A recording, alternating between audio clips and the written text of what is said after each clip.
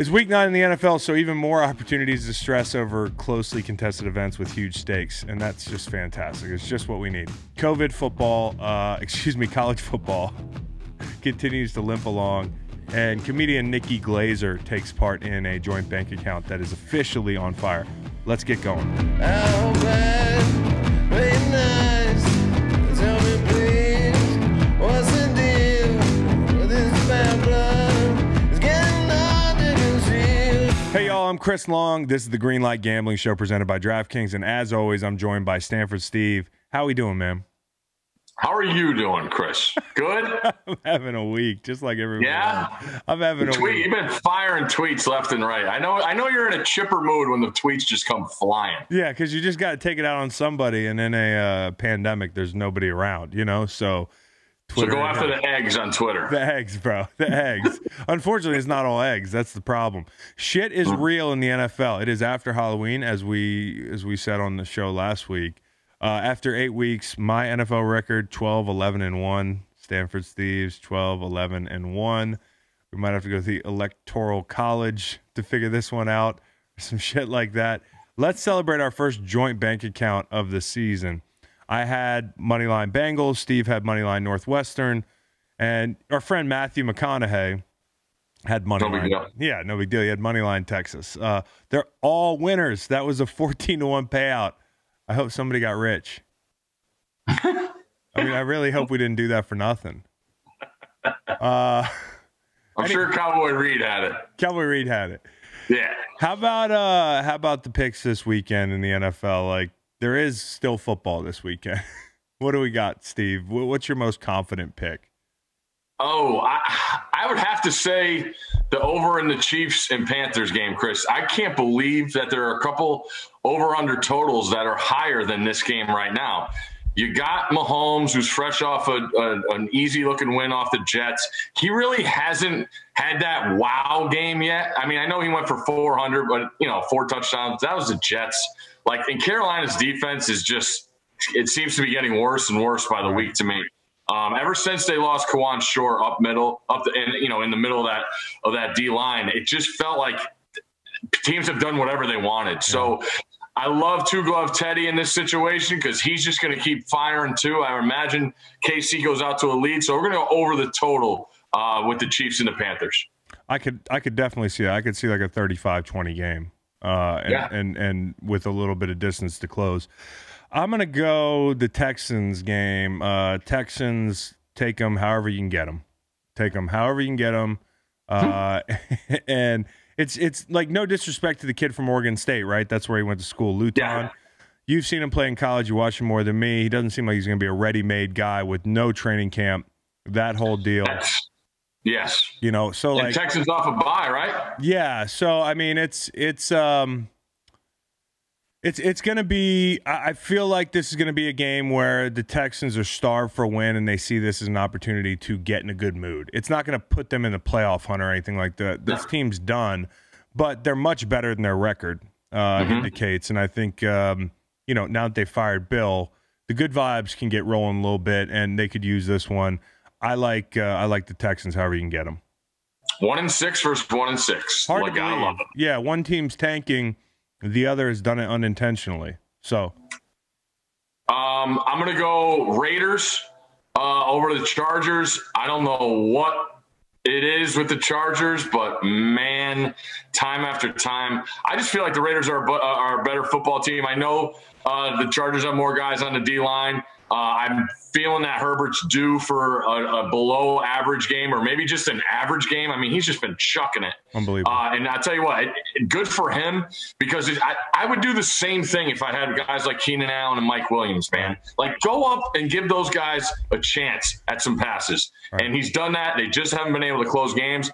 On the other side, I really feel like the Raiders have things going in the way. Gruden starts to, get more comfortable. Carr's got a lot of nice pieces on that offense. Still waiting for the rookie Edwards, but Ruggs is coming around. Obviously, Waller at tight end, and Jacobs is just a bell cow, man. Like, no one talks about that dude. He does every single thing well you want in a running back. So I like the Raiders in a pick 'em in that game. Yeah, this is an interesting one. I would tend to agree with you only because I'd be betting with my heart if I took the Chargers. I love Justin Herbert. He's one of the best quarterbacks in the league already. Okay, like that's not being what was the word sensational when I say he's one of, if you had to start a franchise and you had a pool of AFC quarterbacks, he's probably 2 for me behind Patrick Mahomes. So I mean, that would be a tough one for me. I like the over there. there. I do think both those teams score. No weather this week in LA on the West Coast. SoFi. Yeah, SoFi. I mean, I fell into that one last week with Cleveland and Vegas. Didn't quite realize how windy it would be. The wind is real, dude. When people talk over-unders, you got wind way more than rain or snow. Yeah. Wind is crazy effective. Yeah, and it's funny because you're like, I put the bet in early in the week, and I'm thinking, well, maybe the wind will change because that's what wind does, right? Wind changes. Yeah, it's the mistake on the lake. Wind goes different ways in Cleveland. I should have just hedged. I'll go Seattle. They're going to be given about a field goal, and it's moved back and forth a little bit depending on when you've looked at it. This is simple for me. Who's got the better defense? Lately, I'm not sure. And with the addition of, is Dunlap going to play this week, and is Jamal Adams coming back? Those are 2 big questions for me. I know Adams is trying to play. He's still talking about his groin. Adams comes back. It's a different defense. And who's the quarterback you trust more in this spot? Russell Wilson.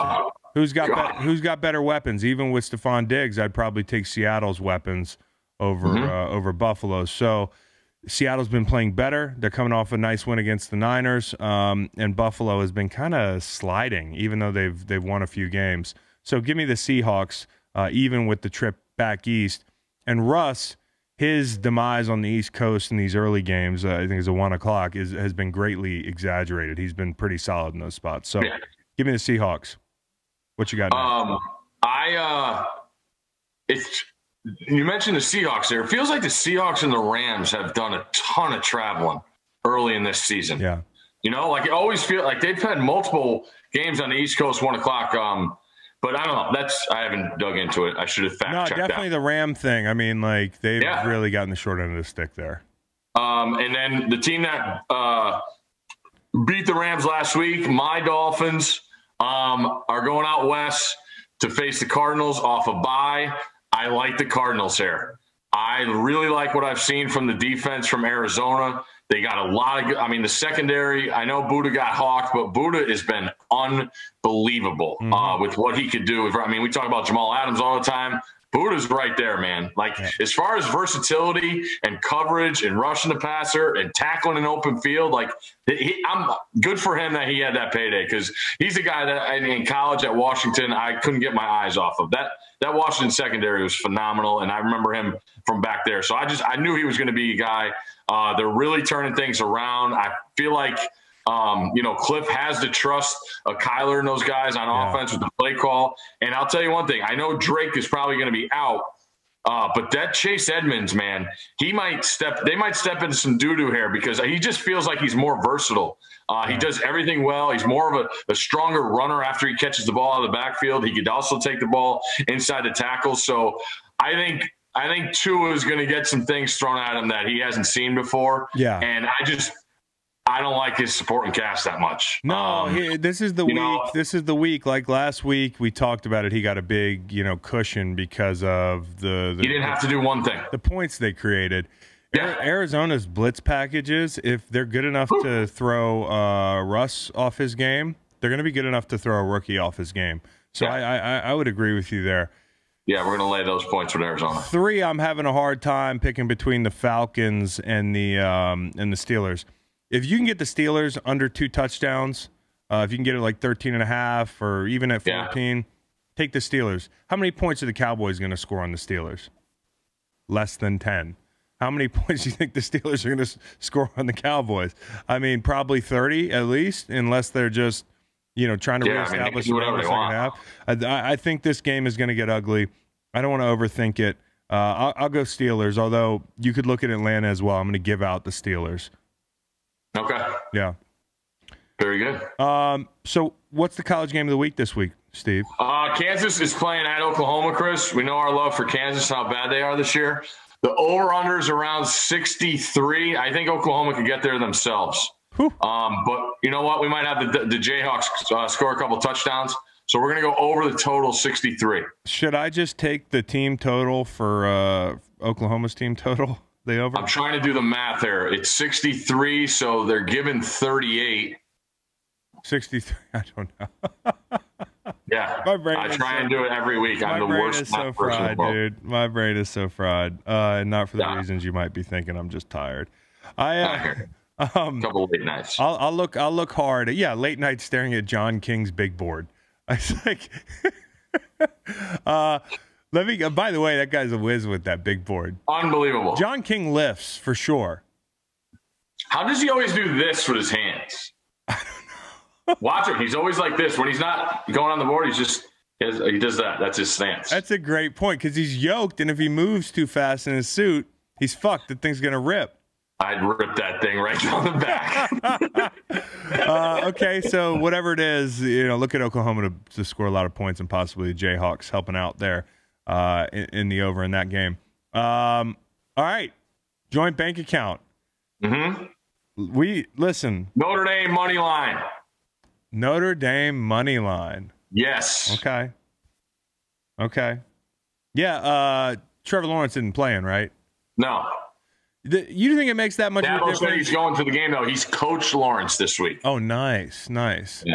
Do you think it makes that much of a difference when you got a stud like the guy they had backing him up that's like another 5-star? Is it like, do we overestimate the difference that makes? Maybe. Yeah, maybe a little bit. But I'm with you, though. I would lean Notre Dame. Notre Dame's got some guys up front that can disrupt some things. And I think that they're just going to try and run the ball on them. Notre Dame's got some hosses up front. They do not have the best offensive line in the country. That is Alabama. But if Notre Dame wins this game, I'll call them the best offensive line in the country. Let me give you a dog here because I've been giving out dogs. I've been giving out dogs like the SPCA here, okay? I fucking just giving them out. I had Cincy, I had Miami beating San Francisco, and I had one other one. I don't remember. It's just I'm losing track of all the bold predictions I'm making here. This is the week it probably stops, but I'm going to go with the Bears to beat the Titans outright. I think Titans defense. Yeah, that's why they made that trade. I really like the Desmond King move. Because they've really struggled to replace Logan Ryan. And up front, they haven't gotten the numbers out of Clowney. That whole thing. Man, I don't get that. I really don't, because in the past I've argued with people and I've said he's a really good player. The numbers aren't always there. He's a fucking problem. But this year it just hasn't kind of come together there. I don't even think he's had the year he had in Seattle. No. Seattle, he took over a couple games. Yeah. So he's a confusing player. That defense is an issue. I like the Bears to win that one outright. We'll see what Nikki Glazer has to say. Chiefs Panthers this weekend. Any score in the world? I don't know what scores are in football. I can't do it. I can't. You're gonna be team score in the 20s or 30s. Really? Go high. Okay, Chiefs Panthers. Yeah, Chiefs Panthers. Okay, Chiefs. Wait, what did you say again? The number spread? Go high. Start in the 30s. Just start in the 30s. Like the winning team's probably going to have 30-something points. Okay. I'm going to say the winning team's going to have 42 then. Ooh, wow. And then the losing team is going to be in the 31. Nice. Oh, 73 total. The Chiefs will win. There we go. There it is. Great pick, Nick. So that'll do it. Check out the regular Greenlight podcast, which drops every Monday, Wednesday, and Friday. Comment, subscribe, all that good stuff. Hey, be safe. Have a great weekend, everybody. And check back with us Monday morning for all your NFL Sunday slate action. And I'm going to be joined by my boy, Stanford Steve. Again, maybe we'll have Macon this week if his power doesn't go out at his house. Quote, unquote, his power went out at his house. He just didn't feel like podcasting. Mm-hmm. Yeah, you've heard that one before, Steve. Oh, I've heard it. Yeah, it's fucking the oldest trick in the book. All right, bro. Appreciate you. We'll see you Sunday night to do Monday's pod, brother. Absolutely. All right, man. See you.